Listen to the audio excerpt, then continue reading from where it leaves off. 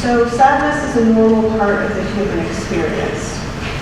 But depression needs professional intervention.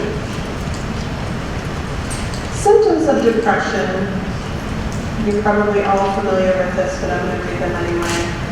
Unending sadness, feeling hopeless or empty, feeling irritable or annoyed, no interest in your usual activities, having difficulty in relationships, low self-esteem, being fixated on failures or critical of yourself, feeling worthless or guilty, being extremely sensitive to rejection or failure, having difficulty thinking, concentrating, or remembering, life in the future seems grim and bleak, frequent thoughts of death, dying, or suicide. You might notice changes in sleep, sleeping too much, or not being able to sleep, feeling tired, having low energy, changes in appetite or weight, the increased use or desire to use alcohol or drugs, agitation or restlessness, social isolation, complaints of unexplained aches and pains, poor grades or missing school, less attention to personal hygiene, angry outbursts, self-harm, a suicide plan, or an attempt. It's important to understand that talking about suicide does not increase suicide. There is a myth. Actually talking about suicide with people reduces their ideation, reduces their suicide attempts, and increases self-help seeking behavior. This is doubly true for adolescents. So it's helpful for adults to do this, but research has shown it's twice as important to talk about suicide with adolescents because they will be more likely to seek help. So some brief statistics. It's the second leading cause of death for ages 10 to 34. If you're wondering, the first leading cause of death is accidents, including car accidents. So the second leading cause of death. The suicide rate is the highest for middle-aged white men. 46% of those who die by suicide have a diagnosed mental illness, but that means there are more than 50% of those people who do not. 75% of people who die by suicide are male. Females attempt more frequently, but males complete suicide more often because they use more lethal means. Typically, that's a firearm. Almost 70% of those who die by suicide are white males. Overall, the suicide rate has increased 31% since 2001. In Colorado in particular, the suicide rate for teens increased 58% between 2016 and 2019. And St. Thomas More has in particular experienced that rise.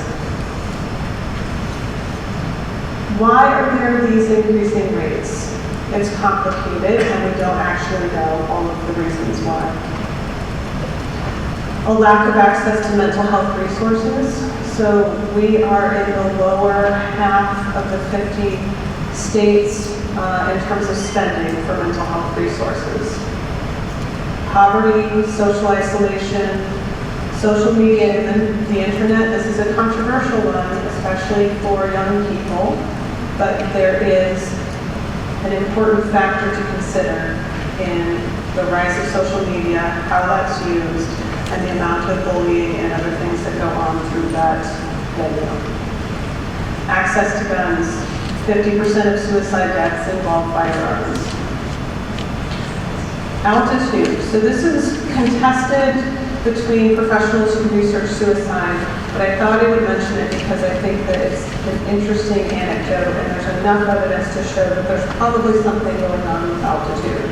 So U.S. counties that are above 4,000 feet have twice the amount of suicides at counties that are 2,000 feet or below. And so the thinking is that perhaps less oxygen may mean less serotonin. They think that there's a potential in the brain that the amount of oxygen changes the way that serotonin is manufactured in our cells, in our brain. So Colorado is part of what's called the suicide belt. There are about 8 states all along the Rocky Mountain region, and we all have higher suicide rates than any other state in the country. So there is something called contagion. So suicide contagion is the exposure to suicide or suicidal behaviors within one's family, peer group, or through media reports of suicide. This can actually result in an increase in suicide and suicidal behaviors. So there was a British television show that detailed the method that this character used by a certain drug to take their own life. In the next 2 weeks, there was an increase in local hospitals by 19% of individuals using that exact method to try to end their life. There was a pop star in South Korea who took his own life. When the method of that was widely advertised, then people were going into the ER because they had tried that exact method.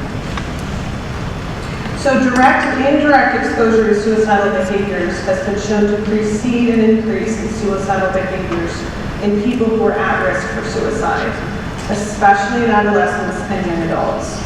So we can't take for granted the fact that when one person does this, friends, family, peers in that community, if they are at risk, if they are vulnerable, if they're already thinking about these things for themselves, can increase the potential that others will follow.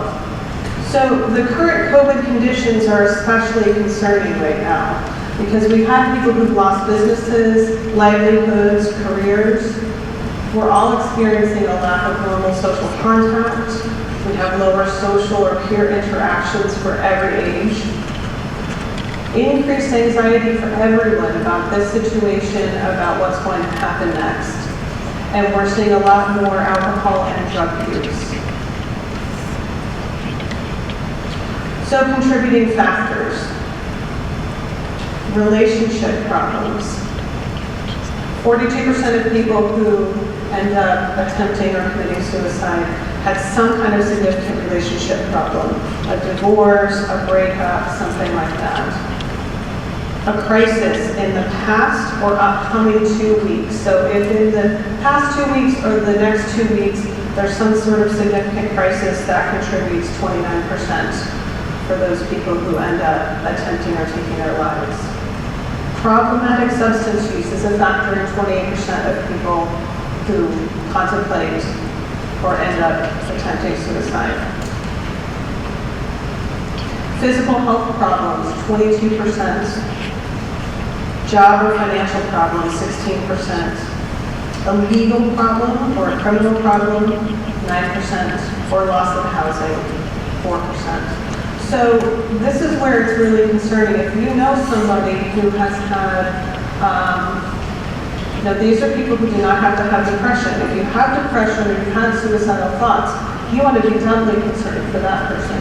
But even someone who does not have mental health issues prior to this, they have relationships problems, they're having a legal problem, they've just lost their business, or suddenly something is happening in their life, it's important to start asking these kinds of questions and reaching out. Just because they've never been diagnosed with depression before does not mean that they aren't at risk. So it's important to know the warning signs. People often talk about feeling like a burden, whether it's because of their health problems, whether it's because of their chronic mental health issues, if they're feeling depressed. Nobody wants to put up with me anymore. They don't want to go to my therapy appointments with me anymore. You don't want to listen to me talk about all my problems anymore.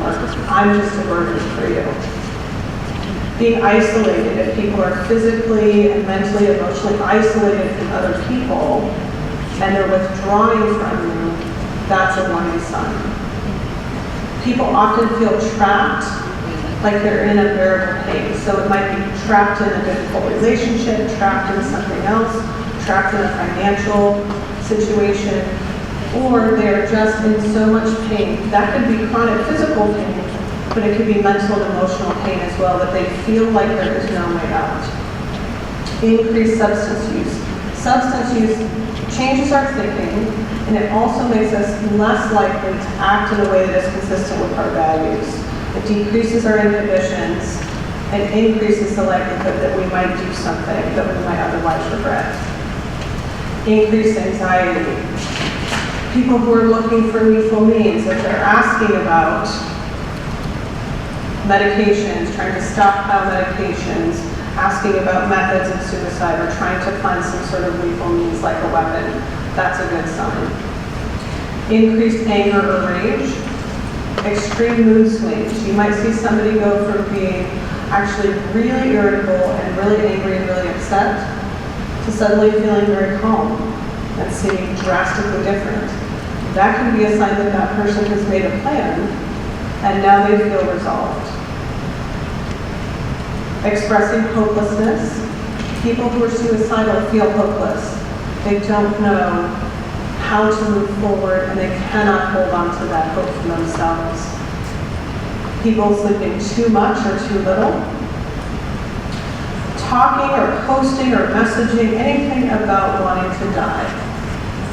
Any kind of comment like, people will be better off without me, I just don't want to be here anymore, I can't handle the pain, I don't know how I'm going to go on. And then of course if somebody's actively making plans for suicide. I want to point out here that there are times when people do this and you don't see warning signs. So it's important that we, because the question that becomes on everyone's mind is, why didn't I know? What didn't I see? If somebody has the intention of doing this and they don't want you to know, they will do everything that they can not to show you any of these signs. So you may have had an experience where you say, we didn't see any of this. We didn't know any of these things.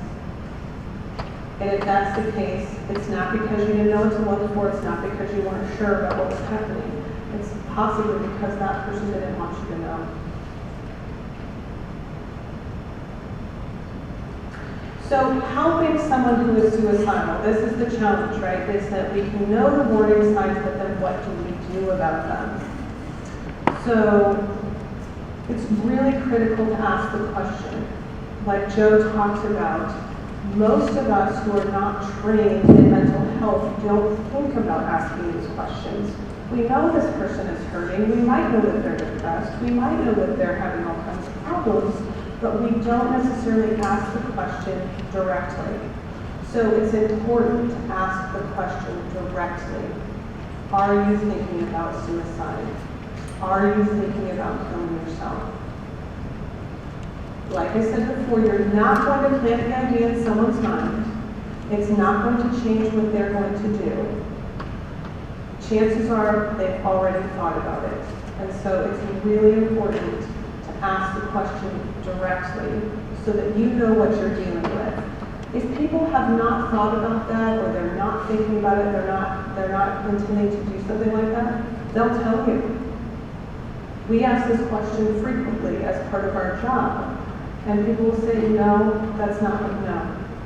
I'm not there, not having those thoughts. Or, I'm having those thoughts, but I would never do that. It's not something I would ever do. Yes, I've had the thought, but it's not something I would ever act on. But if you ask people, are you thinking about suicide? Often they will tell you yes. If they trust you, and they're ready to open up, right? Sometimes we're not ready to open up, we don't trust yet. Even when people come to therapy, they'll hold on to that information for a while, and then they'll say it. But it's important to ask that question because that's the only way you're going to know. Do what you can to keep them safe, depending on your relationship with this person and what's happening. If this is an imminent situation, and let's say that you have a child, or you have a roommate, or you have a friend, and you're with them, and that person says to you, yes, I'm thinking about this, I have a plan, and this is what it is. it's important to take that person seriously. So we're either going to take you to the ER if that's happening right now, like I've got the pills or I've got the gun, right, and I'm ready to do that, then that requires immediate action. You can always take the person to the emergency room and have them evaluated.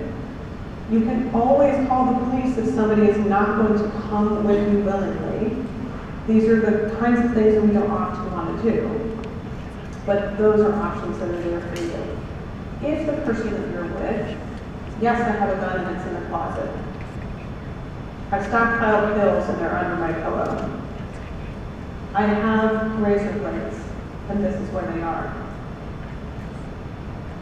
You're going to tell them, I'm going to take that for you, right? I'm going to remove that because we don't want you to have the means to do this. If we can remove the means, we're more likely that we can save that person's life. Tell an adult if your friend is suicidal. So for those of you who are teenagers, this is not a secret that you can bear alone. If somebody says to you, don't tell anyone that this is what I'm thinking about, you absolutely have to tell an adult. This is the kind of thing that as adults, right, if somebody comes to you and tells you, and you're a parent, and they say that your child says this is how I'm feeling, you can't bear that alone either. You need professional help. So this is the kind of thing that we have to be in relationship with other people to be able to help this person stay alive. Be with that person. Spend time with them. Sometimes we feel like, well, I don't know what to say or I don't know what to do. You don't have to do anything. I'm here for you. We're just gonna be here. What do you need to do? Do you need to go to the grocery store? Do you want to watch Netflix? What do you want to do? I'm going to be with you so that you're not alone. Help them get connected. Share a text line, share a talk helpline with them. Do something so that they can get connected to professional help. And then follow up with them. Check in with them. How are you doing? How are you feeling? What's happening for you in your life? I want to stay connected, I want to stay involved, and I want to be on this journey with you. I'm going to share crisis hotline numbers because we have people who are going to be watching these videos who may not have access to all of the written information, and we have people who are going to potentially watch these videos from other states. So the National Suicide Prevention Lifeline is 1-800-273-8255. 1-800-273-8255. And then call our crisis services, 1-844-493-8255. You can text them as well. They have a text line, which is great for people who use that and would prefer to do that instead of talking on the phone. You text the word TALK to 38255. All of our crisis services is really great. They have walk-in crisis centers throughout Metro Denver. If you go onto their website, you'll be able to see the locations of those. And so sometimes what you can do is you can take somebody to one of those crisis services instead of the emergency room, if that's convenient for you. Let's talk about why suicide is harder than other deaths. I'll ask for a show of hands. Who has known someone who has died by suicide? Okay, most everybody here. It's harder than other deaths because it's preventable. It's difficult to accept if somebody is killed in a car accident. It's difficult to accept if somebody dies from a terminal illness. But there was a sense that you could do everything possible, and then that person died. Suicide is absolutely preventable, and that's what makes it one of the hardest types of death to understand or to grapple with. Everyone feels guilty in the wake of suicide. Everyone. It does not matter how well you knew that person, how closely you related to them. People end up feeling, I should have done more. How could I miss the signs? Why didn't I call that person when I thought about it? Why didn't I reach out to them? And so everybody feels guilty in the wake of somebody dying by suicide. And then most of us, especially those of us who are Christian or Catholic, we worry about the person's soul. We wonder what happens to them after they die by suicide. And so the Catechism of the Catholic Church, you're all familiar with this probably if you're a Catholic, but the conditions for mortal sin, so suicide is a mortal sin, it's grave matter, truly serious, a sin against the love of God or neighbor. The person must have full knowledge of the gravity of the sin, and they must commit the sin with full freedom of the will, freely choosing that. But the Church also teaches that although we can judge that an act in and of itself is a grave offense, we must entrust the judgment of persons to the justice and mercy of God. So while we know that on the whole that is a grave sin, individually God is going to take that person's situation into account. And good thing for us, we're off the hook. We don't have to judge anybody. We're going to let God do that. And the wisdom of the Church, grave psychological disturbances, anguish, or grave fear of hardship, suffering, or torture can diminish the responsibility of the one committing suicide. And finally, God does not send anyone to hell. To die in mortal sin without repenting and accepting God's merciful love means remaining separated from Him forever by our own free choice. We have the choice to accept His love and His mercy.